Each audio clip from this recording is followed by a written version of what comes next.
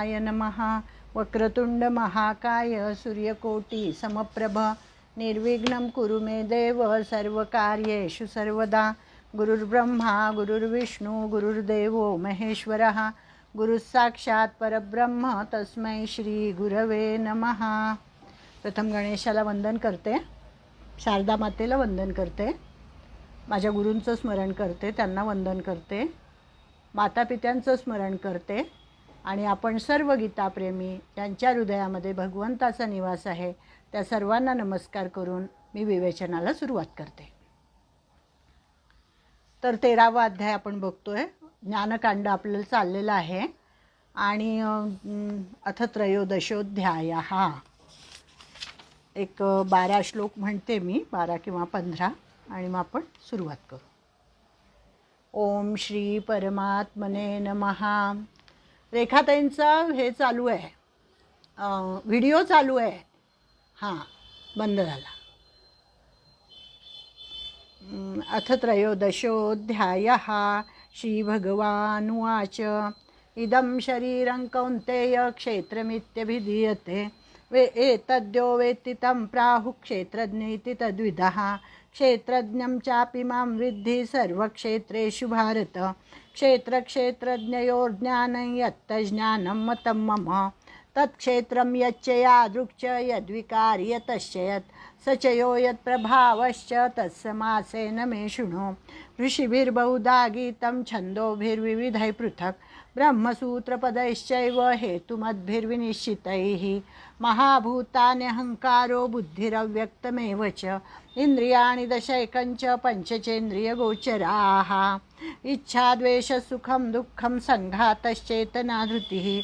एतत् क्षेत्रं समासेन सविकारमुदाहृतम्. अमानित्वमदम्भित्वम् अहिंसा क्षान्तिरार्जवम्. आचार्योपासनं शौचं स्थैर्यमात्मविनिग्रहः. इन्द्रियार्थेषु वैराग्यम् अनहङ्कार एव च. जन्ममृत्युजरा व्याधि दुःखदोषानुदर्शनम्. असक्तिरणभिष्वङ्गः पुत्रदारगृहादिषु. नित्यञ्च समचित्तत्वमिष्टानिष्टोपपत्तिषु. मयि चानन्ययोगेन भक्तिरव्यभिचारिणी. विविक्तदेशसेवित्वम् अरतिर्जनसंसदि. अध्यात्मज्ञाननित्यत्वं तत्त्वज्ञानार्थदर्शनम्. एतज्ज्ञानमिति प्रोक्तम् अज्ञानं यदतोऽन्यथा. ज्ञेयं यत्तत्प्रवक्ष्यामि यज्ञात्वामृतमश्नुते. अनादिमत्परं ब्रह्म न सत्तन्नासदुच्यते. सर्वतः पाणिपादं तत्सर्वतोक्षिशिरोमुखं. सर्वतः श्रुतिमल्लोके सर्वमावृत्य तिष्ठति. सर्वेन्द्रियगुणाभासं सर्वेन्द्रियविवर्जितम्. असक्तं सर्वभृच्चैव निर्गुणं गुणभोक्तृ च. बहिरन्तश्च भूतानाम् अचरं चरमेव च. सूक्ष्मत्वात् तद्विज्ञेयं दूरस्थञ्चान्तिके च तत्. ओम तत्सत्. श्रीकृष्णार्पणमस्तु. 13वा अध्याय. क्षेत्र क्षेत्रज्ञ विभाग योग. क्षेत्र म्हणजे शरीर, क्षेत्रज्ञ म्हणजे शरीरात राहणारा आत्मा. आणि आपण आता बघतोय हे सगळं आपण बघितलं आणि त्यानंतर आपण ज्ञानी पुरुषाची लक्षणं बघितली. ज्ञान म्हणजे काय आधी बघितलं.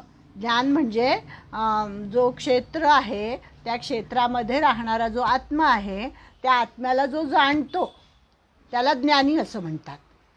त्या आत्म्याला जो जाणतो. आपल्याला पण माहिती आहे, आपल्याला शाब्दिक ज्ञान आहे की आपल्यामध्ये एक आत्मा आहे, पण आपल्याला त्याची अजून जाणीव झालेली नाही आहे, त्याची अनुभूती आलेली नाही आहे.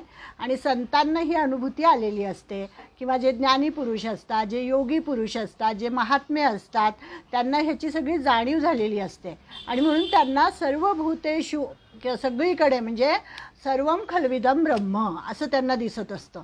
जे जे दृष्टीप आहे तेथे हरिरूप असं एकनाथ महाराजांनी म्हटलं आहे की जे जे दृष्टीला दिसेल ते त्यांना हरिरूप दिसतं. म्हणून तर एकनाथ महाराजांनी गाढवाला पाणी पाजलं ना.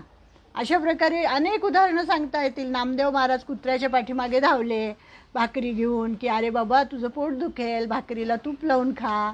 म्हणजे हे जे आहे हे काय की हे संतांना अनुभूती आलेली होती आणि म्हणून संतांना ते ज्ञान झालेलं होतं की प्रत्येकामध्ये परमेश्वर आहे, चराचरामध्ये परमेश्वर आहे असं ज्ञान त्यांना झालेलं होतं. मग या ज्ञानी पुरुषाची लक्षणं काय हे या 13व्या अध्यायामध्ये सांगितलेलं आहे. मग आपण सुरू केली होती ज्ञानीपुरुषाची लक्षणं. काय होती बरं सुरुवातीला? अमानित्वम, अदंभित्वम, अहिंसा, क्षांतिरार्जवम, एवढं आपलं झालं होतं. अमानित्व म्हणजे काय, अदंभित्व म्हणजे काय, अहिंसा कशाला म्हणायचं, आणि अजून काय झालं होतं? क्षांती. एवढे 4 लक्षणं आपली पाहिली होती आपण. आता 5वं लक्षण आहे आर्जव. म्हणजे ज्ञानीपुरुषाकडे म्हणजे संतांकडे, महात्म्यांकडे आणखी एक गुण असतो, तो म्हणजे आर्जव. भगवंत ज्ञानी माणसाचे 5वे लक्षण सांगतात, ते आहे आर्जवम, म्हणजे सरळपणा. इतका सरळ असतो तो. रुजुता हा एक गुण आहे. रुजुता हा अर्जुनाकडे पण होता, म्हणून अर्जुन असं नाव आहे त्याचं, कारण त्याच्यामध्ये रुजुता हा गुण होता. आणि रुजुता हा गुण असणं किंवा सरळपणा असणं, भोळेपणा असणं, याचा अर्थ असा नाही की अज्ञानी येतो, भाबडेपणा वगैरे असा त्याचा अर्थ नाही आहे. तर सरळपणा म्हणजे जगाशी व्यवहार तो सरळ करत असतो, त्याची विवेकबुद्धी शाबूत असते, आणि त्या विवेकबुद्धीने तो ते सगळे व्यवहार करत असतो अत्यंत सरळपणे.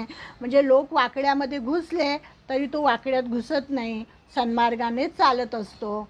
पण एक मात्र आहे की तो आपली फसवणूक मात्र होऊ देत नाही. म्हणजे असा भोळा भाबडा नसतो. भक्त, आपण म्हणतो ना भक्त म्हणजे काय, भोळा भाबडा.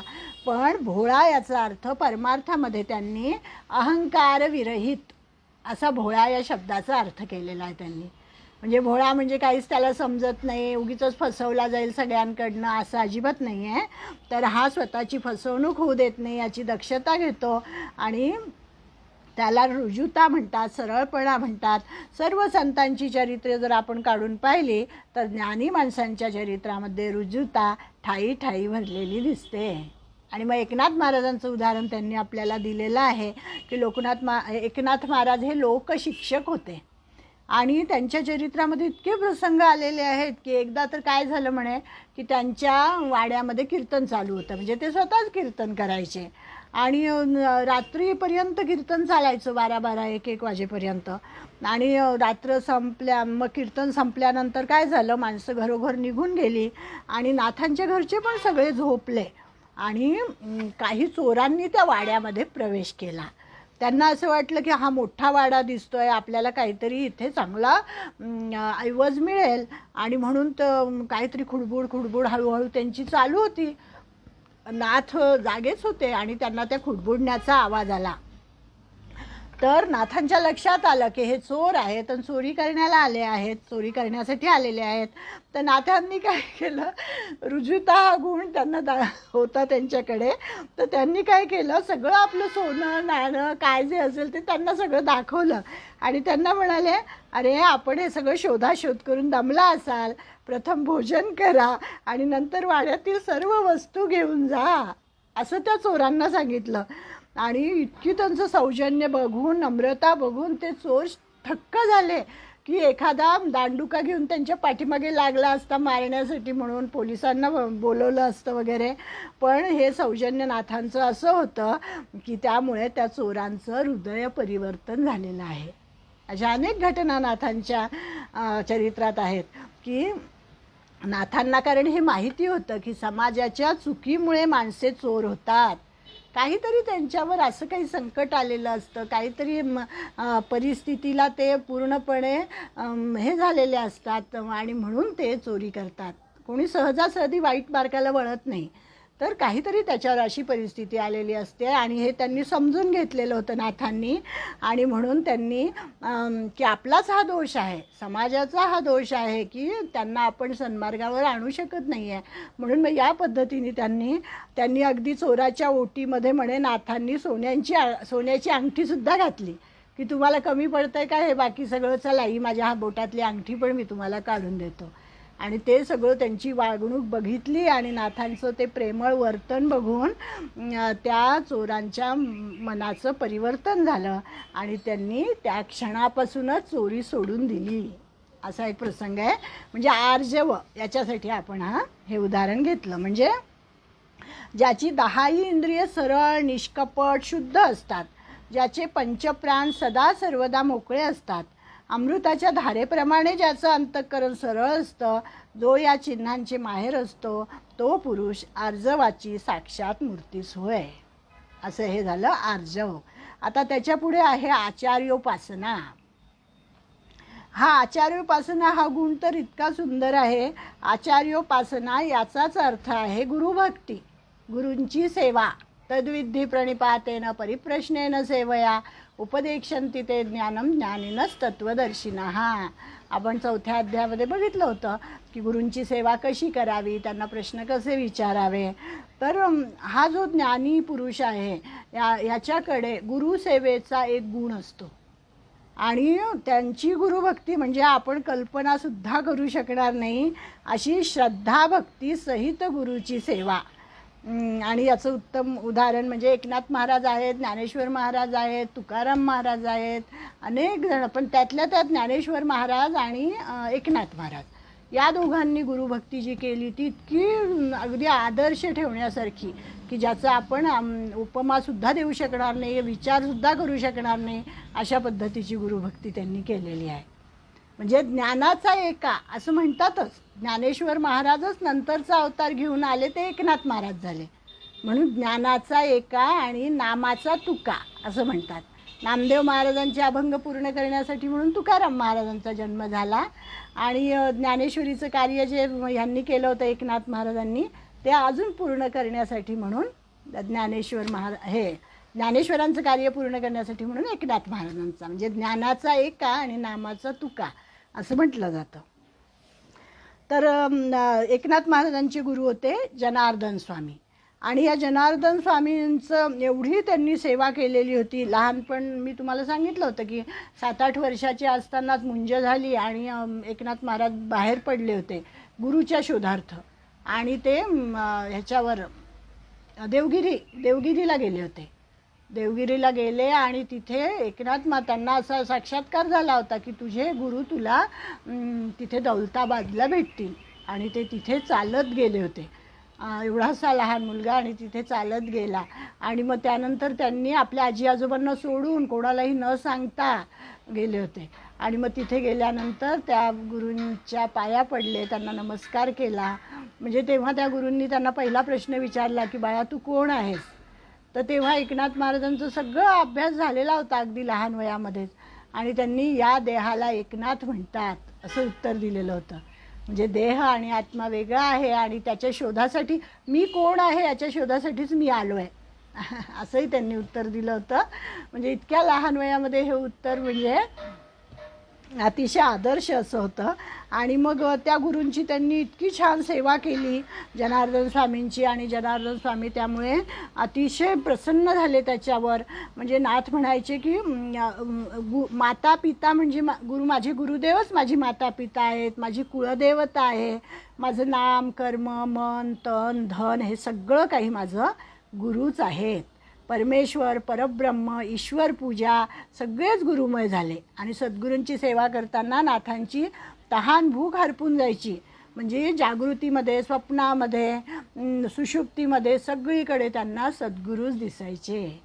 म्हणजे सद्गुरूंची ही अशी तर सेवा ते करायचेच की त्यांना आंघोळीसाठी पाणी काढून देणं, त्यांच्यासाठी लगेच कपड्यांची व्यवस्था करणं, त्यांच्या भोजनाची व्यवस्था करणं, त्यांच्या पादुका लगेच ठेवणं कुठे जाणार असतील तर, त्यांचे ग्रंथ ठेवणं.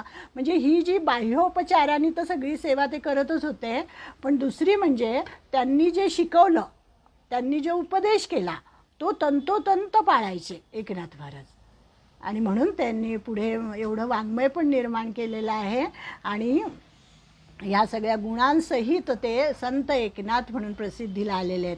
आणि ते आपल्या प्रत्येक अभंगामध्ये एका जनार्दनी असं लिहितात. एका जनार्दनी का लिहितात तर की स्वतःच्या नावाबरोबर सद्गुरूंचं नावसुद्धा प्रसिद्ध झालं पाहिजे. जनार्दन स्वामी हे त्यांचे सद्गुरू होते आणि त्या सद्गुरूंचं नाम माझ्या आधी प्रसिद्ध झालं पाहिजे म्हणून ते कुठल्याही अभंगाच्या शेवटी आपण बघतो बघा की एका जनार्दनी असं लिहिलेलं असतं. तर अशी हे एकनाथ महाराज आणि अपूर्व सेवा त्यांनी नाथांनी केलेली आहे आपल्या गुरूंची. आणि जनार्दन स्वामींच्या कृपेनेच तेही सुलभ झाले. थांबू का?